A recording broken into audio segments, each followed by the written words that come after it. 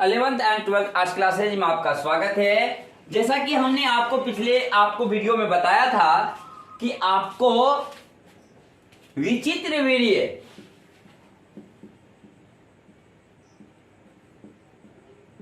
का विवाह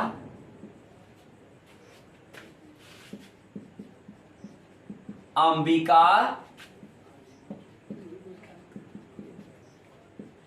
और अंबालिका से हुआ था। अंबिका और अंबालिका से शादी के कुछ समय बाद विचित्र वीर्य का देहांत हो गया था। तब आपको वेद व्यास जी आए थे अपनी मां सत्यवती के पास। सत्यवती के कहने पर आपको अंबिका जब वेद व्यास जिस कमरे में ठहरे थे उसके पास पहुंचते हैं तो उनके ही आशीर्वाद से, लेकिन अंबिका पहली बार गैर पुरुष को देखती है जिस वजह से डर जाती है और आंख बंद कर लेती है। और उनके आशीर्वाद से जो आपको ये गर्भवती होती है तो वेद व्यास कह देते हैं सत्यवती को कि अंबिका का पुत्र अंधा हो जाएगा, जिस वजह से इसके पुत्र अंधा अर्थात धृतराष्ट्र पैदा होते हैं। तब आपको अंबालिका अपनी दीदी से पूछती है कि कैसे व्यक्ति हैं वो। तो जब अंबिका बता देती है अंबालिका को, तो अंबालिका ना जाकर के एक नौकरानी को भेज देती है, एक दासी को भेज देती है अपने स्थान पर। दासी को तो कोई लाज कोई श्रम की बात है नहीं, तो दासी पहुंचती है, जिस वजह से इनके आशीर्वाद से आपको एक पुत्र पुनः इसको भी होने वाला है जिसका नाम विदुर होता है। बहुत ज्ञानी व्यक्ति हो जाते हैं विदुर जी। और जब आपको सत्यवती को मालूम होता कि छोटी रानी नहीं गई तो इनको आपको बोलते हैं और डांटते हैं, जिस वजह से अंबालिका भी जाती है। और अंबालिका आपको जाती है तो डरती तो नहीं है, अर्थात डर से आंख बंद करती नहीं है, लेकिन डर तो इसके अंदर भी है। डर होने की वजह से ये पसीने पसीने हो जाती है। इससे ये गर्भवती तो होती है लेकिन शरीर आपको पीला पीला सा, जिस वजह से आपको बेटा को एक रोग जिसे हम लोग कहते हैं पांडु रोग, अर्थात इसलिए उसके बेटा का नाम ही रखा जाता है पांडु। तो आप जान सकते हैं कि आपको राजा शांतनु के वंश को किस प्रकार से वेद व्यास के सहयोग से संभाल ली जाती है। यही धृतराष्ट्र का शादी होता है आपको गांधारी से। इसको 100 बेटा। आप घबराए नहीं कि 100 बेटा किसी एक व्यक्ति को, 100 बेटा के अलावा एक पुत्री भी इनको है, जिसे हम आगे की वीडियो में आपको समझाएंगे। और पांडु का विवाह होता है कुंती से। आप घबराए नहीं कि कुंती सिर्फ कुंती से ही विवाह हुआ। कुंती के अलावा भी पांडु का विवाह हुआ था माद्री से, लेकिन ना माद्री से एक भी पुत्र या पुत्री हुआ, ना ही कुंती से हुआ। इतने में राजा बने हुए थे आपको पांडु, क्योंकि अंधा राजा हो नहीं सकता था। आपको विदुर दासी पुत्र, इसलिए पांडु को विचित्र वीर्य के देहांत तो हो ही गया था। इसके बाद पांडु को राजा बनाया गया था। राजा पांडु भी तो बीमार रहते थे, लेकिन एक दिन शिकार खेलने जाते हैं, दो पत्नी लेकिन एक भी पुत्र और पुत्री ना, लेकिन एक दिन शिकार खेलने जाते हैं। शिकार के दौरान एक हिरण पर जो तीर चलाते हैं, हिरण कोई आपको साधारण मानव नहीं, वो एक सन्यासी रहते हैं। और जब आपको उसको तीर लगता है तो वो अपने रूप में आते हैं और इनको श्राप देते हैं कि तुमको कभी प्रजनन करने की चाह भी होगी तो तुम्हारा देहांत हो जाएगा। ये कितनों मना करते हैं कि नहीं मुनिवर, आप हमें से श्राप ना दें, लेकिन श्राप जब दे देते हैं तो अब तो ये पत्नी के साथ रह भी नहीं सकता था, जिस वजह से ये आपको घर आने के बाद ये सारा घटना बताता है और जंगल की ओर पलायन करने के लिए एक सन्यासी के रूप में जीवन यापन करने के लिए निकल पड़ता है। तो लेकिन दोनों पत्नी कहती है स्वामी मैं भी चलूंगी, क्योंकि हम भी आपके साथ रहेंगे। आप इसे एक और भी वर्तमान समय की बातों को जानेंगे, वर्तमान समय की पद्धति को जानेंगे, लेकिन मैं इसे अगले भाग में बताऊंगा।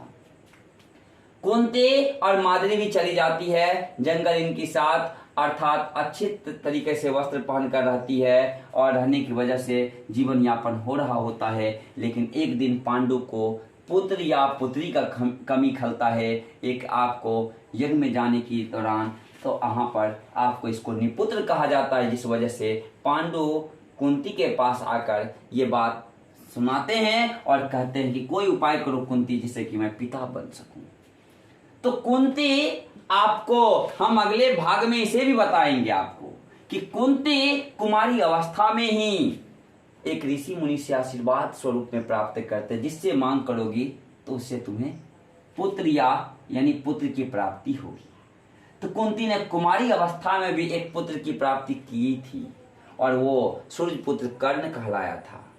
अर्थात कुंती जो है आपको ये सारा घटना बता देती है अपने पति पांडु को। अब ये घटना आप नहीं समझिएगा कि शादी से पहले भी मैंने एक बच्चे को जन्म दे दी, क्योंकि ये घटना कैसे बता सकती थी, इसलिए उन्होंने सिर्फ ये घटना बताई कि हमें ये आशीर्वाद प्राप्त है। तो बोले इतने तब देर क्यों लगाई, तो मांग करो। तो उन्होंने धर्मराज से मांग की, जिससे कि आपको युधिष्ठिर हुआ, तो वो युधिष्ठिर बड़ा पुत्र हुआ। दूसरा मांग की आपको पवन से, हवा से, उससे आपको दूसरा भीम हुआ। और तीसरा वर्षा का देवता, युद्ध का देवता इंद्र से मांग की और इंद्र से आपको अर्जुन हुआ। उन्हें ख्याल आया कुंती को, हमारी ये सौतीन है, सौतीन उसको कहते हैं जब एक ही पति के दो पत्नियां हो, दोनों पत्नियां आपस में सौतीन ही कहलाती है। अब ये नहीं कि सौतीन आपको एक दूसरे का बाल काट दे, ऐसा भी जरूरी नहीं है। अर्थात कुंती जो है माद्री के बारे में सोची कि ये निपुत्र है, तो हमारे इसको भी तो पुत्र अपना चाहिए ना, इसलिए वही मंत्र का उच्चारण करवा करके माद्री को भी कहा जाता है मांग करने के लिए। इसको भी दो पुत्र होता है, एक होता है नकुल और दूसरा होता है सहदेव।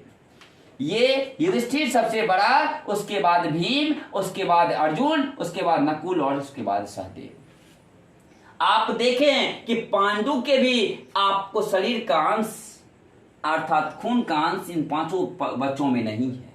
आप इससे पहले जानते होंगे, आप हमें कमेंट के माध्यम से बताएं, क्या आप जानते थे कि इससे पहले कि कुंती को 5 पुत्र या माद्री को या पांडु को, आप इससे पहले सुनते होंगे बार बार कि कुंती को 5 पुत्र, लेकिन नहीं, माद्री को 2 और कुंती को 3, तो आपको पांडु को 5, लेकिन पांचों में इसका न अंश है, न खून का अंश है, न कोई अंश है। इसलिए पांडु एक दिन कहते हैं अपनी पत्नियों को कि देखो जब मैं मर जाऊंगा तो मेरे शरीर के मांस अर्थात मेरा मांस कुछ ना कुछ मेरे बच्चों को खिलाना, जिससे कि मेरे शरीर का अंश मेरे बच्चों में, मेरे शरीर के कुछ आपको खून का अंश मेरे बच्चों में आ जाए।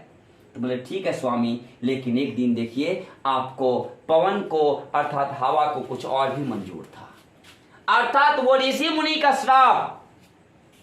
तो कहा जाता है कि श्राप तो पूरा होता ही है, चाहे वो माँ के द्वारा दिया हुआ हो, पिता के द्वारा दिया हो या शिक्षक के द्वारा दिया हो। जब श्राप पड़ता है तो श्राप तो पूरा होगा ही। एक दिन आपको हवा की ऐसी झोंका जो माद्री के वस्त्र को उड़ा ले जाता है, और वस्त्र जब उड़ जाता है तो उसके स्तन दिख जाता है पांडु को, और इसे प्रजनन करने की इच्छा होती है, पांडु का देहांत हो जाता है। आप अपने समाज में देखते होंगे जब कोई औरत आपस में एक दूसरे से लड़ाई करती है, और जब वो औरत जो विधवा रहती है तो देखिएगा समाज में गाली के दौरान चलता है कि तुम पति को खा गई। तो ये माद्री को लगा कि कहीं हमको कुंती और समाज ना कह दे कि तुम पति को खा गई, इसलिए माद्री क्या करती है, अपने पति के चिता के साथ जलने के लिए तैयार हो जाती है। लेकिन पांडु के शरीर का कुछ अंश का मांस कुछ इतिहासकार कहते हैं कि सबसे ज्यादा सहदेव खाया, कुछ कहते हैं कि पांचों ने खाया लेकिन सहदेव ज्यादा खाया था, इसलिए ज्ञानी था, और कुछ कहता है नहीं ये लोग नहीं खाया, सिर्फ सहदेव थोड़ा सा खाया था।